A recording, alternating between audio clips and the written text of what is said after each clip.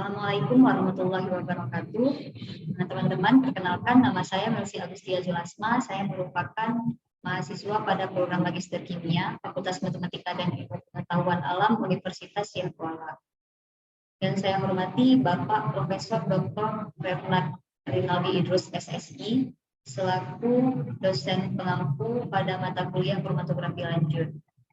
Baiklah, pada kesempatan kali ini saya akan mempresentasikan suatu jurnal yang berjudul A Simple and Rapid HPLC Method for Determination of Allele L-Cysteine and its Use in Quality Control of Black Garlic Sample, atau diterjemahkan yaitu metode HPLC sederhana dan cepat untuk penentuan S-alil L-cysteine dan penggunaannya pada kontrol kualitas sampel bawang putih hitam.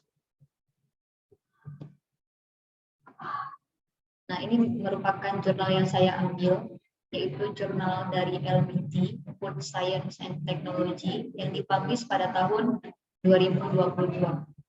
Jurnal ini ditulis oleh Kart K. Malapong, Arincaya Wani Cakul, Suwanan Boribon, dan Napa Taing Cipun. Adapun outline presentation kali ini, yang pertama adalah pendahuluan, yang kedua akan menjelaskan metode penelitian, kemudian yang ketiga hasil pembahasan, dan yang terakhir kesimpulan. Yang pertama saya akan menjelaskan bagian pendahuluan. Ini merupakan bawang putih yang telah kita kenal dalam kehidupan sehari-hari dan bahkan kita gunakan dan kita konsumsi sebagai bahan dapur dan bahan makanan pada umumnya. Nah, tetapi rasa dan bau khas dari bawang putih ini sangat jarang disukai. Maka dilakukanlah suatu inovasi dengan melakukan proses fermentasi menggunakan perlakuan panas di bawah kelembapan yang terkontrol, sehingga menghasilkan bawang putih yang berwarna hitam. Bawang putih yang berwarna hitam ini sifatnya itu seperti jeli berwarna hitam yang memiliki aroma yang lebih enak dan rasa seperti buah, sehingga lebih suka untuk dikonsumsi. Selain daripada itu, bawang putih hitam ini menghasilkan senyawa bioaktif yang sangat berfungsi dalam kesehatan.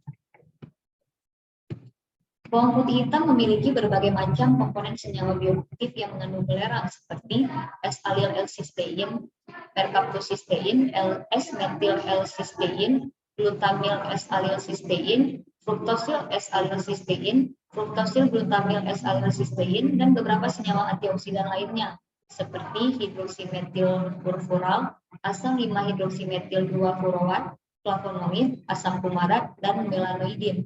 Hal ini dinyatakan oleh Ahmed dan Wang pada tahun 2021.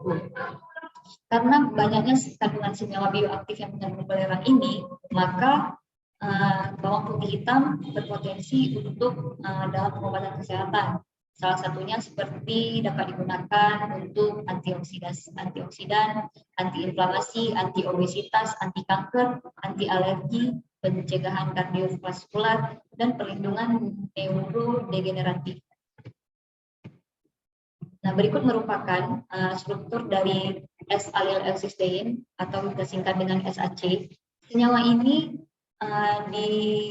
diyakinkan atau telah dilakukan percobaan yang dilakukan oleh Bai et al. Pada tahun 2012 yang menyatakan bahwa SAC merupakan senyawa sulfur utama yang banyak ditemukan pada bawang putih hitam, bahkan 5-10 kali lipat dibandingkan dengan bawang putih segar. Sehingga SAC ini dapat dijadikan sebagai quality control dalam sampel bawang putih hitam. Telah dilakukan berbagai macam metode dalam penentuan SAC, salah satunya yaitu dengan menggunakan metode kromatografi. Kromatografi yang digunakan yaitu kromatografi cair kinerja tinggi atau yang lebih dikenal dengan HPLC. Yang pertama telah dilakukan menggunakan HPLC MS atau HPLC di compare dengan mass spektroskopi. Nah, yang dihasilkan yaitu proses mendeteksi SAC lebih cepat, tetapi membutuhkan biaya dan kemampuan operasi yang sangat tinggi. Maka pada penelitian ini dilakukan HPLC menggunakan DAD, yaitu HPLC dengan menggunakan deteksi ultraviolet, yang nantinya akan dikembangkan dengan lebih sederhana dan diharapkan dapat mendeteksi dalam waktu yang lebih cepat juga dengan cara mengoptimasi kondisi dari operasi yang dilakukan. Selanjutnya, metode penelitian. Yang pertama, bahan kimia yang digunakan pada proses ini yaitu yang pertama S-allyl L-cysteine HPLC standar, densil kloride, sodium asetat, sodium tetraborat, acetic acid, acetonitril, HPLC grade of methanol. Nah, inilah merupakan bahan kimia yang digunakan. Selanjutnya, ekstraksi sampel bawang putih hitam dilakukan dengan cara di blender kasar 60 gram bawang putih hitam. Kemudian yang satunya lagi dilakukan dengan cara dihancurkan beberapa gram sampel dengan mortar hingga halus. Jadi ada dua proses. Proses yang pertama hanya dilakukan di blender kasar, yang kedua dilakukan hingga halus dengan menggunakan mortar. Kemudian ditimbang satu sampel yang halus dalam labu ukur dan ditambahkan 15 ml air deionisasi. Selanjutnya dikocok selama 1 menit untuk ekstraksi SAC. Kemudian larutan disaring melalui filter jarum suntik nilon 0,4 mikrometer sebelum diderivatisasi, di mana derivatisasi ini merupakan teknik dalam proses kimia yang mengubah senyawa kimia menjadi produk struktur kimia turunannya. Langkah selanjutnya yaitu prosedur derivatisasi. Caranya, di pipet 100 mikroliter SAC hasil filtrasi dan ekstraksi ke dalam tabung mikrosentrifugasi 1,5 ml. Kemudian ditambahkan 250 mikroliter 10 milimol per liter densil kloride dan 650 mikroliter 20 milimol per liter sodium tetraborat buffer dengan pH 9,2. Selanjutnya dikocok di atas vortex radiator selama 30 detik dengan kecepatan nomor 4. Dibiarkan pada suhu kamar selama 15 menit. Dan yang terakhir, produk derivatisasi disaring melalui filter jarum suntik nilon 0,4 mikrometer yang berdiameter 1 cm sebelum injeksi untuk analisis HPLC DAD. Selanjutnya, penentuan SAC dengan HPLC DAD. Detektor yang digunakan dalam percobaan ini yaitu photoiodida array detector. Kolom analisis yang digunakan dengan sistem river phase di mana fase diamnya merupakan senyawa non-polar dan fase geraknya merupakan senyawa polar dengan ukuran partikel 4 mikrometer, panjang kolom 150 mm kali 4,6 mm. Fase gerak yang digunakan ada dua, yaitu fase gerak A yang berupa buffer natrium asetat pH 5 yang terdiri dari 50 milimol per liter natrium asetat dan 28 milimol per liter asam asetat. Fase gerak B yang digunakan adalah metanol. Nah, sistem elusi yang digunakan yaitu elusi isokratik dengan 55% A dan 45% B. Laju alir 1 ml per menit dengan suhu kolom dipertahankan pada 30 derajat Celcius. Panjang gelombang untuk pendeteksiannya dilakukan pada 250 nanometer dengan volume injeksi 10 mikroliter. Untuk total waktu pengoperasian dalam sekali injeksi yaitu sekitar 12 menit. Waktu retensi standar SAC yang diperoleh adalah 5,8 menit. Adapun prosedur analisis statistik yang dilakukan yang pertama, data pada gambar 5 yang nanti gambar 5 ini akan dijelaskan pada slide berikutnya, dianalisis dengan analisis varian satu arah atau ANOVA yang diikuti dengan uji beda paling tidak nyata berdasarkan pernyataan Miller dan Miller pada tahun 2010. Kemudian data pada gambar 6 dan tabel 1 dianalisis hanya dengan ANOVA dengan perbedaan signifikan yang diterima yaitu pada p-value 0,05. Analisis data ini dilakukan dengan menggunakan program Excel di Microsoft Office Professional Plus 2016. Selanjutnya hasil dan pembahasan. Yang pertama ada sistem elusi fase gerak. Seperti yang telah kita ketahui bahwasanya sistem elusi fase gerak itu terdiri dari dua. Yang pertama sistem elusi gradien dan sistem elusi isokratik. Untuk sistem elusi gradien merupakan proses pemisahan dengan komposisi pelarut yang berbeda. Nah, sistem elusi gradien dalam penentuan SAC ini telah pernah dilakukan oleh Ling et al. Pada tahun 2014, di mana fase gerak yang digunakan adalah natrium asetat baper pH 5 dan fase gerak B yaitu metanol. Adapun langkah-langkahnya terdiri dari 30% B menghasilkan 0,0 menit waktu retensinya, 30-40% B 35 menit, 75% B 60 menit, 75% B 65 menit, dan 30% B 72 menit, yang memberikan waktu retensi sebesar 49 menit dengan laju aliran 0,9 ml per menit. Yang kedua, diuji dengan elusi isokratik, di mana elusi isokratik ini merupakan proses pemisahan dengan menggunakan komposisi pelarut yang sama. Adapun fase gerak yang digunakan yaitu fase gerak A sebesar 50% dan fase gerak B 50%. Dengan kolom yang digunakan Luna C18 ukuran partikel 5 mikrometer dengan panjang 250 mm kali 4,6 mm yang dikombinasikan dengan kolom pelindung C18 cartridge dengan ukuran partikel 5 mikrometer, panjang 4 mm kali 3 mm. Kemudian puncak SAC dengan proses derivatisasi terjadi pada waktu retensi 32,5 menit. Nah, untuk kromatogram proses elusi isokratik ini ditunjukkan pada gambar 1. Ini merupakan kromatogram untuk proses elusi isokratik yang menggunakan fase gerak A 50% dan fase gerak B 50%, di mana yang A merupakan standar SAC dan yang B merupakan SAC dari sampel bawang putih yang memperoleh waktu retensi sebesar 32,5 menit. Yang kedua, jenis kolom. Jenis kolom yang digunakan pada percobaan ini ada dua. Yang pertama, Poroshell Infinity Lab 120 kolom fase terbalik atau reverse phase EC18 dengan modifikasi Infinity Lab kolom pelindung Poroshell 120 EC-18, di mana di sini tadi tidak dituliskan bahwasannya panjang kolomnya adalah 150 mm.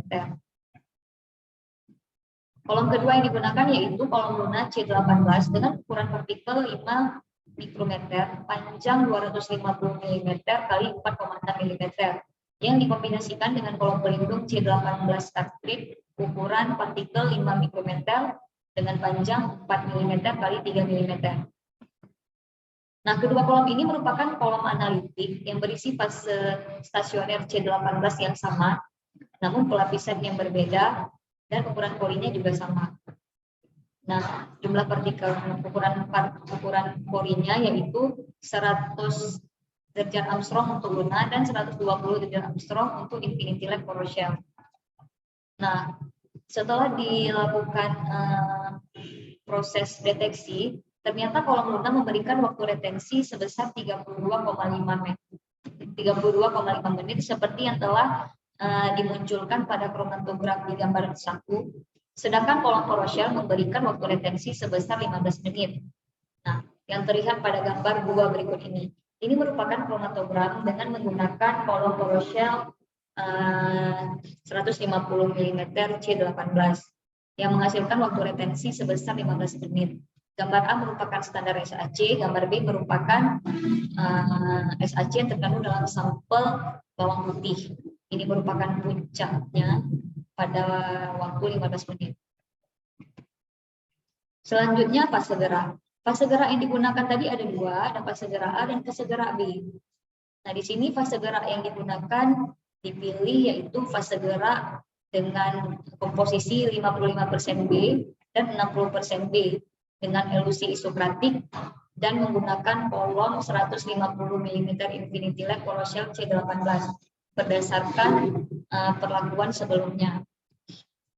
Nah, kromatogramnya nanti tersedia pada gambar ketiga, menghasilkan waktu retensi 5,8 menit untuk 55% B dan 4,0 menit untuk 60% B. Nah, kondisi HPLC yang dioptimalkan ini memberikan waktu analisis 12 menit per injeksi yang lebih cepat dari metode HPLC MS yang diklaim untuk memiliki waktu analisis 17 menit dalam penentuan SAC pada sampel dus bawang putih yang dipanaskan, seperti yang dilakukan pada penelitian dari et al. Tahun 2014. Nah, gambar ketiga berikut ini merupakan kromatogram dari proses menggunakan 55% B dan 60% B. Untuk gambar A, itu merupakan standar dengan 55% B, dan yang B merupakan SAC dalam sampel bawang putih dengan menggunakan 55% B, yang menghasilkan waktu retensi sebesar 5,8 menit. Dan untuk gambar C dan D ini merupakan penggunaan fase gerak B sebesar 60% yang menghasilkan waktu retensi sebesar 4 menit. Nah, yang terlihat pada kedua grafik ini, seharusnya komposisi 60% B itu lebih bagus digunakan karena menghasilkan waktu retensi lebih singkat. Namun, bisa terlihat pada gambar D berikut ini, puncak SAC dengan puncak intervensi terlalu dekat, sehingga pemisahan yang terjadi dikategorikan tidak begitu bagus dibandingkan dengan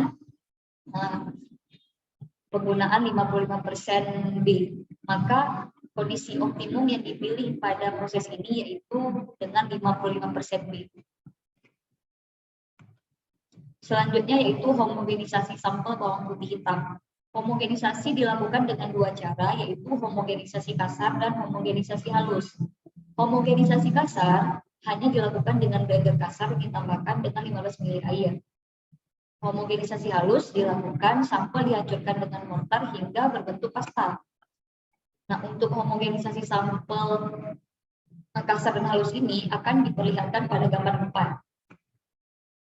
Nah, ternyata kandungan SAC dalam sampel pasta halus adalah sebesar 193 plus minus 3,8 mg per kilogram, yang 20% lebih tinggi dari kandungan SAC dalam sampel homogen kasar, yaitu sebesar 155 plus minus 4,2 mg per kilogram. Nah, ini merupakan gambar 4, gambar perbandingan homogenisasi halus yang B dan homogenisasi kasar yang A. Maka untuk penelitian ini yang digunakan yaitu homogenisasi halus hingga membentuk pasta seperti yang ada pada gambar B. Selanjutnya, rasio ekstraksi bawang putih hitam dengan air. Nah, seperti yang telah diperlihatkan sebelumnya pada slide pendahuluan, bahwasanya struktur SAC mengandung gugus OH, di mana dapat disimpulkan bahwa struktur senyawa SAC merupakan senyawa yang bersifat polar, sehingga dapat diekstraksi dengan menggunakan air. Nah, rasio yang digunakan adalah untuk 1 gram sampel yaitu 7, 15, dan 12. Berbandingan 1:7, 1:15, 1:20. Nah, untuk rasio 1:7 mengandung SAC yang berbeda signifikan dengan rasio 1:15 dan 1:20. Sebagaimana yang telah terlihat pada grafik pada diagram berikut. Yang B ini 1:7, yang A 1:15, yang warna agak pudar, sementara yang warna lebih gelap itu merupakan 1:20. Sampel yang digunakan yaitu ada sampel S1 merupakan sampel yang mengandung SAC sedang, ada sampel S4 yaitu sampel yang mengandung SAC rendah, dan sampel S7 yaitu sampel yang mengandung SAC tinggi. Rasio 1:15 tidak berbeda signifikan dengan rasio 1:20 yang bisa terlihat juga pada diagram di samping. Maka dalam sampel rendah SAC rasio 1:20 akan menyebabkan efek pengenceran. Sehingga rasio yang dipilih adalah rasio 1:15 untuk proses penelitian ini. Karena pada rasio banding 1:15 tidak mendatangkan efek dari pengenceran. Selanjutnya untuk stabilitas sampel turunan dapat dilihat pada grafik berikut. Di sini juga yang dimunculkan yaitu sampel S4 yang mengandung SAC rendah, sampel S1 yang mengandung SAC sedang, dan sampel S7 yang mengandung SAC tinggi. Di mana bisa dilihat juga mereka itu menghasilkan titik-titik yang berbeda. Untuk S4 itu bulat, untuk S1 itu persegi, dan untuk S7 adalah segitiga, sehingga memudahkan kita dalam membaca grafik berikut. Nah, setelah diperlihatkan bahwasanya tidak ada perbedaan signifikan pada penurunan persen SAC dalam waktu 4 jam. Di 4 jam tidak ada perbedaan yang signifikan perubahan SAC. Tetapi setelah 4 jam terjadi penurunan SAC secara lambat untuk semua sampel. Sampel S4, S1, dan sampel S7. Nah, dengan tingkat degradasi, sampel SAC rendah lebih besar daripada SAC sedang, dan lebih besar tingkat degradasinya daripada SAC yang tinggi. Namun, terdapat perbedaan signifikan dalam perubahan kandungan SAC dalam waktu 12 jam. Setelah 12 jam, tingkat degradasi untuk sampel SAC rendah dan SAC sedang itu mengalami perubahan, tetapi tidak terjadi untuk sampel SAC tinggi. Ya, tetap aja tidak mengalami perubahan yang begitu signifikan, sehingga 12 jam ini dipilih sebagai waktu operasi optimal dalam penentuan SAC. Selanjutnya, untuk kinerja analitis, yang pertama dibuat kurva kalibrasi dengan variasi konsentrasi derivatisasi SAC, yaitu 1, 5, 10, 20, dan 40 gram per mili dengan 3 kali pengulangan.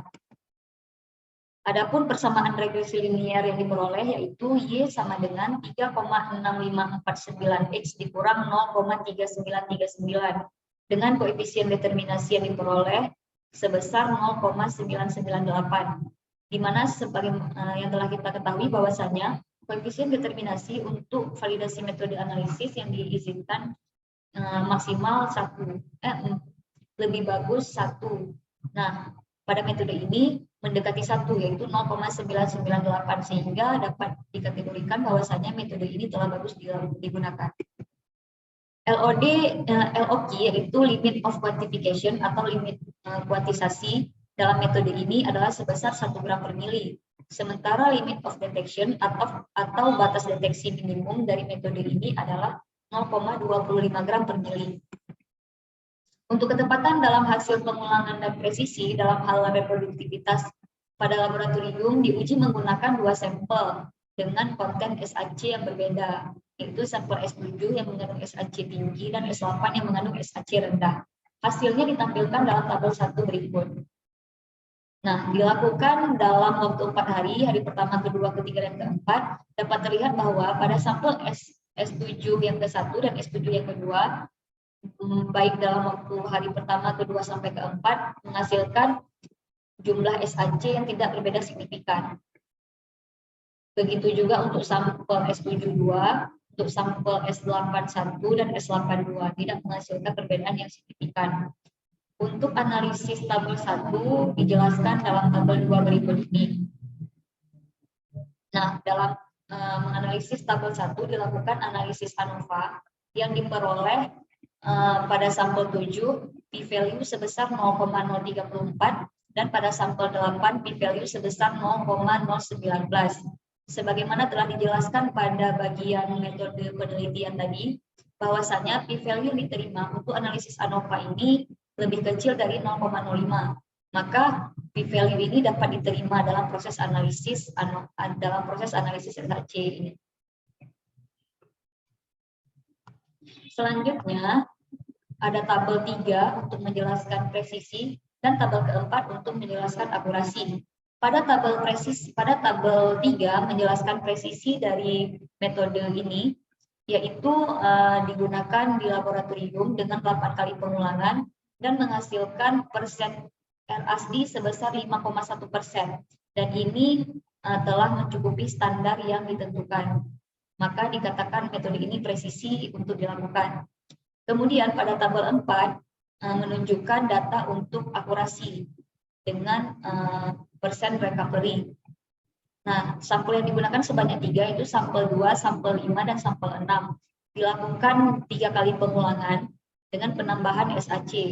Pada sampel kedua, dengan penambahan 0 SAC, ditemukan 12,85 plus minus 0,26 mikrogram per mililiter SAC. Sedangkan dengan penambahan 10 mikrogram per mililiter SAC ditemukan 21,32 plus minus 0,38 mikrogram per mili SAC dengan persen recovery 84,7%.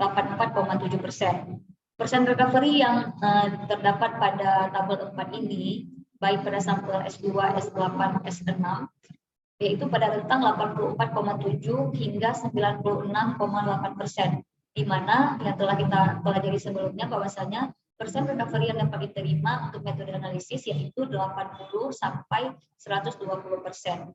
Maka metode ini telah akurat dan dapat digunakan. Selanjutnya, analisis real sampel dilakukan. Untuk demonstrasi penerapan metode yang telah dioptimalisasikan untuk menentukan konsentrasi SAC dari 8 sampel bawang putih hitam yang dibeli pada bulan Desember dari berbagai provinsi yang ada di Thailand.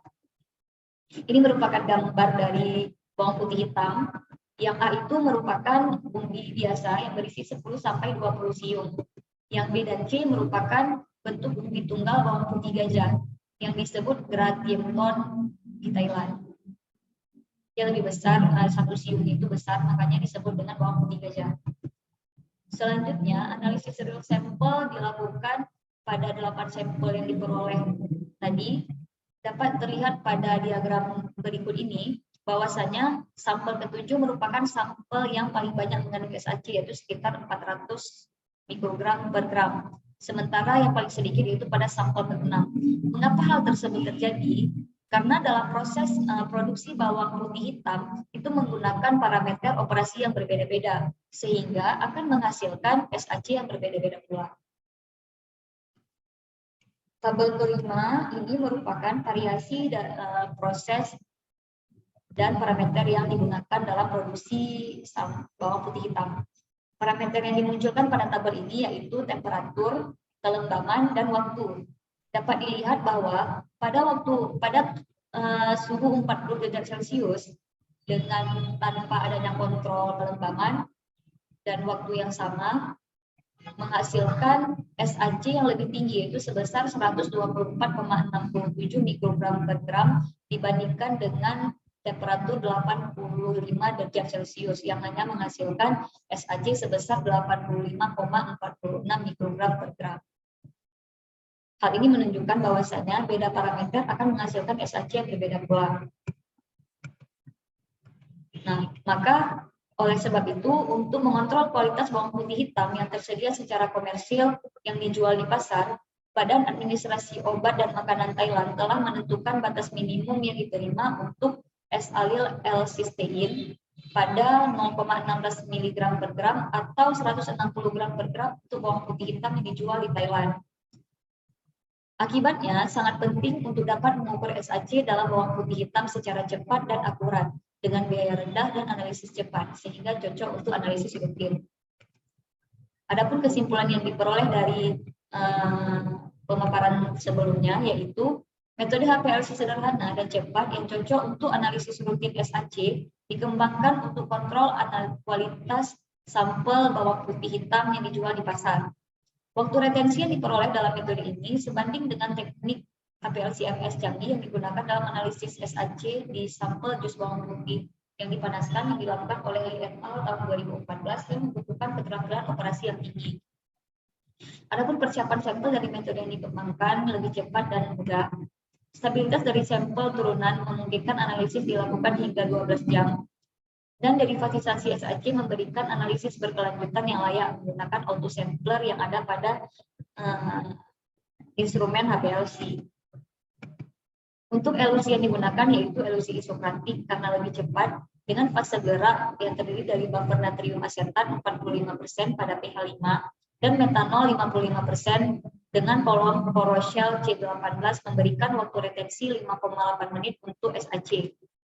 Waktu analisis 12 menit dalam sampel otomatis. Nah, waktu analisis 12 menit ini untuk sekali injeksi. Untuk kurva kalibrasi yang dibuat dari variasi konsentrasi 1 hingga 40 gram per mili diperoleh koefisien determinasi sebesar 0,998. Presisi yang ditunjukkan dengan persen R asli yaitu sebesar 5,1% dengan 8 kali pengulangan. Dan akurasi dengan persen recovery antara 84,7 dan 96,8% dengan 3 kali pengulangan. SAC yang ditentukan dalam sampel bawang putih hitam yang dijual di Thailand menggunakan metode ini adalah antara 27,7 dan 393,4 gram per gram. Sehingga metode yang diusulkan ini terbukti menjadi metode yang menjanjikan untuk kontrol kualitas sampel bawang putih hitam. Berikut merupakan daftar pustaka dalam penyajian materi hari ini. Cukup sekian yang dapat saya sampaikan. Apabila ada hal yang ingin didiskusikan, silakan dilakukan pada kolom komentar yang tersedia di bawah ini. Terima kasih, saya akhiri. Wassalamualaikum warahmatullahi wabarakatuh.